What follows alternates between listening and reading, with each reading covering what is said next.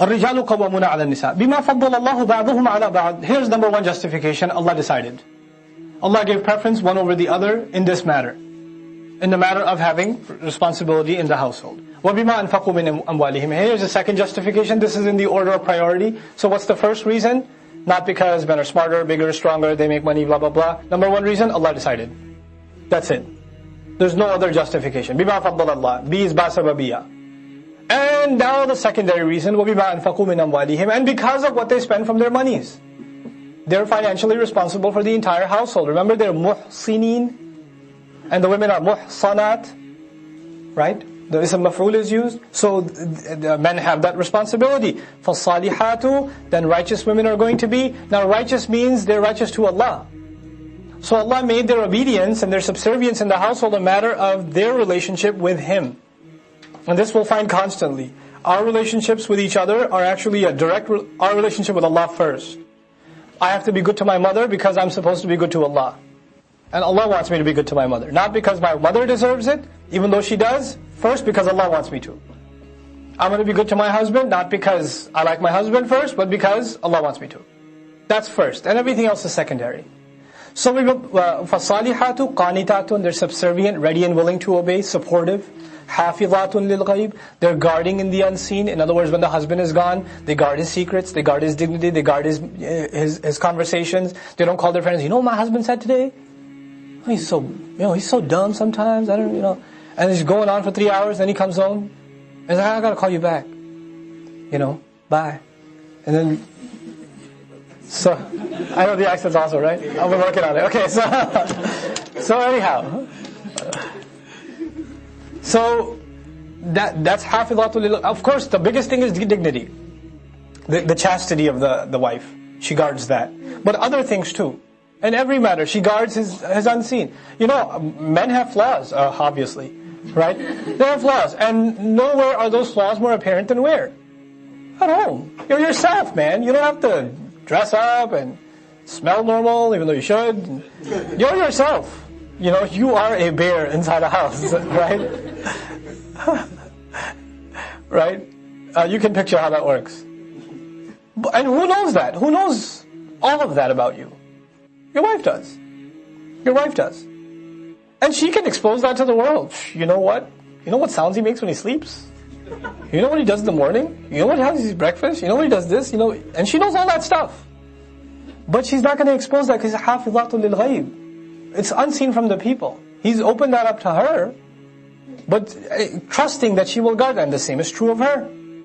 Same is true of her. That's why, when people, sometimes in question answer sessions, they say things like, my husband is really bad, or my wife is just really nasty, and here's her email address. Could you talk to her? Don't expose your spouse like that. That's like messed up, man. Like, have some respect for your spouse. In a counseling session or something, maybe you can complain, and even then you should watch it. Because in the end, that's your spouse.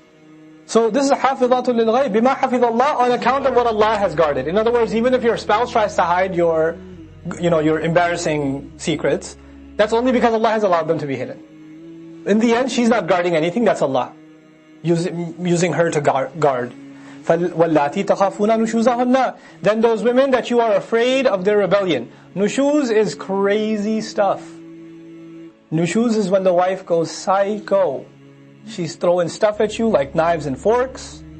She's breaking plates. She's like, cutting you and stuff. She's like gone crazy.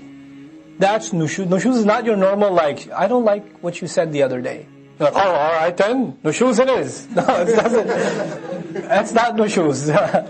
Nushuz is serious violation. It's really unusual rebellion. Crazy, out of control.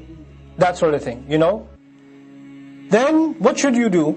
Well, فَعِذُوهُنَّ. Then counsel them. فَعِذُوهُنَّ. Counsel them. Give them advice. Sit them down. And فَعِذُوهُنَّ implies also not necessarily that you give them a sermon. Get sermon to them. Maybe in modern meanings that means get them to a counselor. Have them talk to somebody about their anger.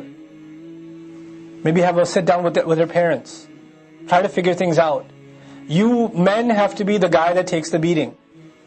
that takes the verbal abuse. He has to take it, and in response, what should he do? Oh yeah? No. In response, فَعِذُوهُنَّ. Counsel them. And this may go on for years. This may go on for months or years. That's not working anymore. It didn't happen once or twice, it's been going on for a long time. What happens next? Well, now you see that she's even gotten worse over time. She's gotten even crazier. And before you were tolerating it, you were trying to get her help, you were trying to advise, you kept your cool, you never raised your voice, you never got angry. If you did, you start over again. You maintained that for a long time. And then it didn't work. وَهْجُرُهُنَّ فِي الْمَضَاجِعِ. Then leave them in their beds where they lie on their side. Lie on their side means they have trouble sleeping too. Madja. You know? Because leaving the wife's bed is an expression of extreme anger. Right? At the end of the day, she can hit you, she can, say mean things to you or whatever, but she knows you're going to come back to bed. When you don't come back to bed, the next one says, why weren't you in bed? Why weren't you in bed? It'll bother her. It'll disturb her. And maybe that'll help her rethink what she's doing. But that's not like, this is not one conversation where you advised her for one sentence, and you're like, okay, well, وَعِذُوهُنَّ is done. Stage 2, I'm going to sleep on the couch. It's not like that. Each of these is a long phase. And when you know for sure one phase is absolutely not working, go to phase 2. And once you go to phase 2, you know what's supposed to happen. If she has an ounce of decency in her, she's going to feel bad. And she's going to say, okay, yes, you can hate me, just come back to bed. She'll say that. But if there's way too much pride, way too much rage, way too much anger, fine, more space for me. If she does that, why don't you go sleep at your mother's house? You love her more anyway. Right? If one of those things comes up.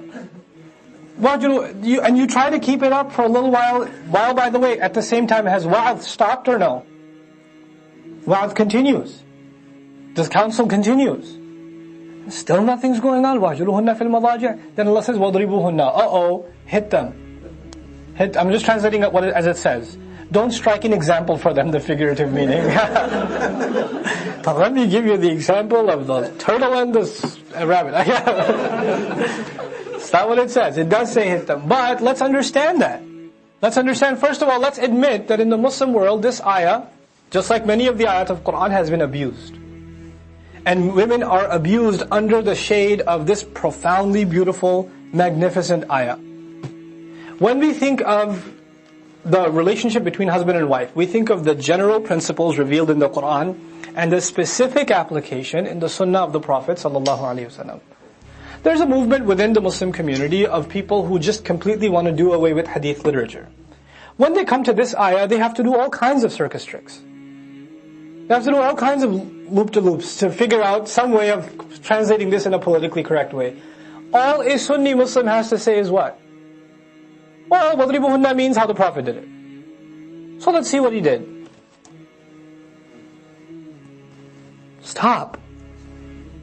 She's punching you in the face and, kicking you in the shin, and you just go, stop. Don't do that. And if you've never ever raised your hand at her, 2 fingers is huge. Why did you? That's enough. وَضْرِبُوهُنَّ. The Messenger ﷺ was so loving. So loving.